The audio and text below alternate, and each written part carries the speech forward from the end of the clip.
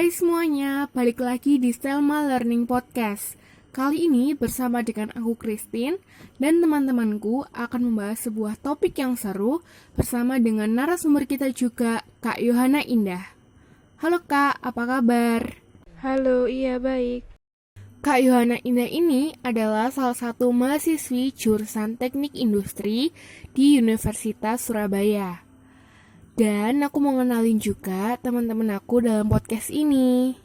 Halo, perkenalkan nama saya Jason Nicholas. Perkenalkan, nama saya Stella dari kelas 11 IPS 1. Nama saya Steven.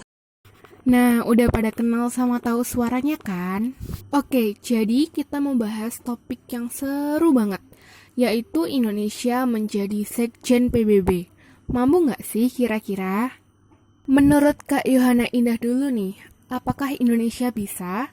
Karena secara nggak langsung, Indonesia atau kita mau menunjukkan kepada dunia bahwa Indonesia itu juga punya sumber daya manusia yang berkualitas. Menurutku sih mampu ya, karena sumber daya manusia yang ada di Indonesia sudah banyak yang berkepribadian sebagai pemimpin atau mempunyai komitmen untuk menciptakan perdamaian dan keamanan dunia. Selain itu juga banyak faktor lain yang mendukung Indonesia seandainya dijadikan sebagai Sekjen PBB, yaitu Indonesia menganut politik luar negeri bebas aktif, yang artinya tidak memihak kepada salah satu blok dan menempuh cara sendiri dalam menangani masalah-masalah internasional. Juga, Indonesia berusaha ikut memelihara perdamaian dunia dan berpartisipasi meredakan ketegangan internasional. Selain itu, sumber daya manusia, kualitasnya juga dapat dilihat dari Indonesia terlibat dalam pembangunan kawasan Indonesia Peace and Security Center yang menjadikan tempat pelatihan bagi pasukan Indonesia yang akan dilibatkan dalam misi penjaga perdamaian dan keamanan PBB. Dari situ aja kita udah tahu ya, kalau Indonesia itu sangat memenuhi kriteria yang dipersyaratkan untuk dicalonkan menjadi Sekjen PBB. Kalau Indonesia terpilih menjadi Sekretaris Jenderal PBB, hal ini juga tidak langsung akan menunjukkan kualitas sumber daya manusia yang mampu bersaing dengan kualitas sumber daya manusia yang ada di Eropa ataupun di negara-negara Asia lainnya.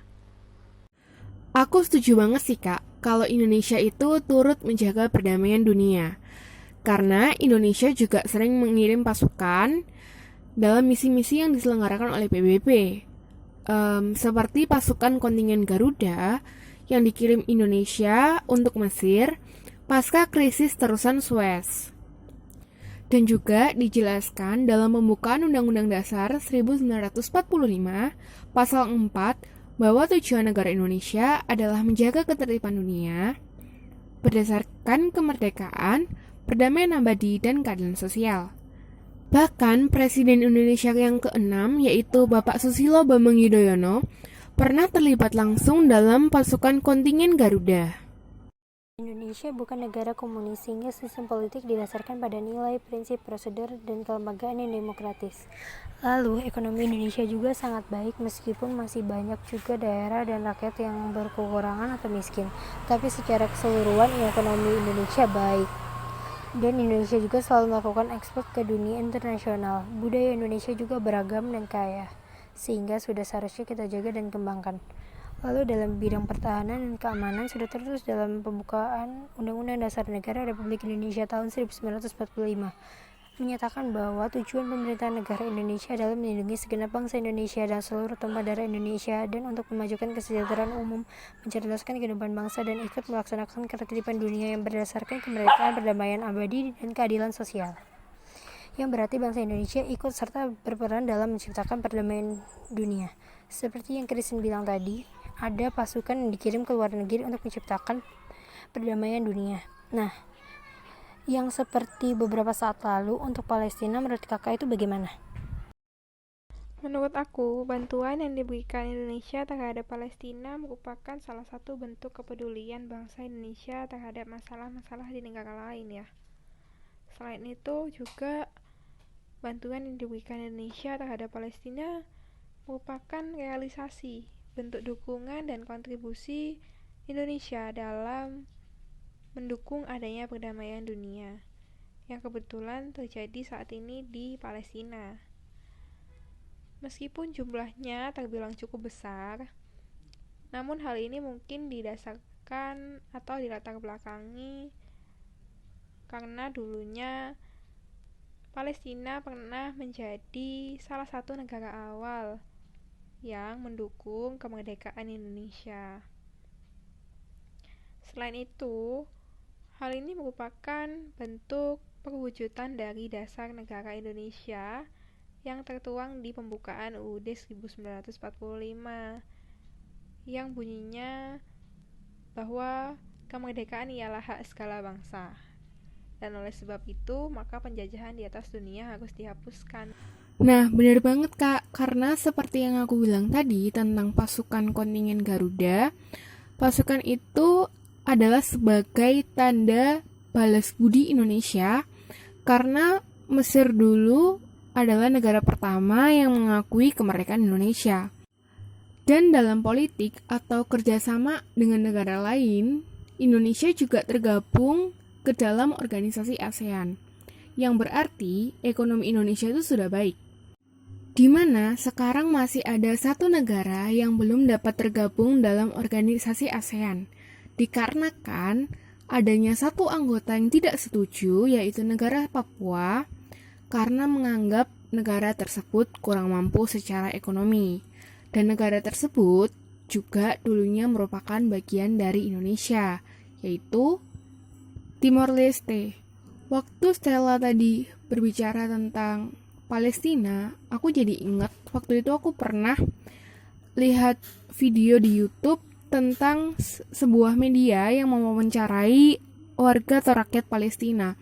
Di situ banyak warga atau rakyat Palestina menganggap Indonesia ini sebagai saudara. Itu merupakan bukti bahwa mereka merasa aman karena Indonesia tuh sudah membantu. Jadi kayak Indonesia tuh berhasil gitu membantu Palestina, bukan hanya dari segi materi, tapi mereka tuh merasa aman. Lalu, untuk sumber daya manusia yang berkualitas, kita juga harus mempersiapkan dari awal. Jadi kita kan sekarang masih pelajar atau anak-anak. Nah, kedepannya gimana caranya supaya kita bisa menjadi bibit unggul atau sumber daya yang berkualitas?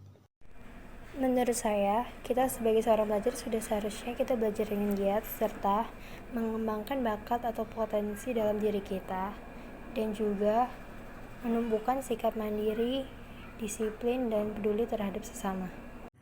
Aku setuju banget sih. Sebagai sumber daya manusia yang berkualitas, kita tuh harus punya rasa peduli. Sama satu lagi sih menurutku, yaitu rasa kemanusiaan yang tinggi. Itu penting banget sih buat aku. Kalau Kak Yohana Indah, ada pendapat lain atau bagaimana? Oke, mungkin kalau dari aku tambahannya kita juga harus bisa belajar untuk menyampaikan ide, menyampaikan gagasan, dan juga yang terpenting kita harus punya sikap positif apabila nantinya ide atau gagasan itu tidak diterima oleh banyak orang ataupun oleh orang lain. Kalau dari aku udah sih tambahannya cuma itu aja. Setuju banget sih, karena memang kita tuh nggak selalu bekerja sendirian gitu loh. Kadang kita tuh juga bekerja dalam kelompok, bekerja dalam suatu organisasi. Nah, jika kita nggak belajar untuk menerima pendapat lain atau mendengarkan orang lain, itu bakal susah ke depannya. Kakak dari jurusan teknik industri. Nah, dari jurusan teknik industri ini, apa kakak bisa membagikan kepada kami semua untuk menjadi SDM berkualitas sehingga kita mampu memimpin di tingkat dunia? Kalau dari aku, sebagai mahasiswa jurusan teknik industri,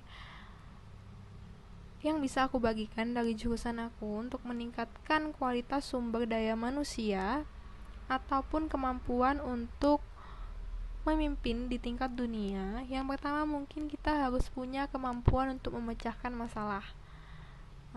Kemampuan memecahkan masalah ini maksudnya kita harus bisa menyelesaikan masalah-masalah yang ada di sekitar kita. Mulai dari masalah-masalah yang sederhana maupun masalah-masalah yang rumit. Dari masalah-masalah itu nantinya kita harus bisa menemukan solusi yang tepat. Jadi solusi yang tepat tuh maksudnya solusinya itu tidak merugikan bagi diri kita sendiri maupun bagi orang-orang di sekitar kita. Yang kedua, kita harus punya kemampuan berpikir kritis. Jadi kemampuan berpikir kritis itu kita tidak hanya melihat suatu masalah dari satu aspek aja. Kita harus melihat suatu masalah dari berbagai aspek yang ada. Karena nantinya itu akan mempermudah kita untuk mencari akar permasalahan yang ada di masalah kita itu. Sehingga nantinya kita juga dengan mudah mencari solusi yang tepat untuk masalah tersebut.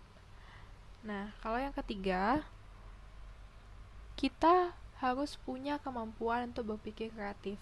Kalau dari aku sebagai mahasiswa teknik industri, biasanya aku disuruh untuk membuat suatu produk atau suatu barang dengan kualitas ataupun sesuatu yang berbeda dari produk yang ada sebelumnya. Jadi kita melakukan inovasi sekreatif mungkin untuk bisa membuat suatu produk yang berbeda dari produk yang ada sebelumnya. Iya kak, berarti kami sebagai pelajar harus bisa terus berinovasi dan selalu kreatif ke depannya agar tidak kalah dengan orang-orang lain di masa mendatang ya kak. Terima kasih atas jawabannya ya kak. Iya. Oke, terima kasih banyak Kak Yohana Indah untuk waktu dan pengalamannya dan juga ilmunya. Kakak mau podcast sama kami, jujur asik banget ngomong sama Kakak. Terima kasih. Terima kasih Kak Yohana sudah mau meluangkan waktunya untuk menjadi narasumber kami. Makasih juga, Kak. Semoga bermanfaat untuk yang mendengarkan. Iya, aku juga mau ngucapin makasih banget udah ngundang aku di podcast ini. Stay safe semuanya, see you. Terima kasih juga buat kalian yang udah dengerin sampai selesai.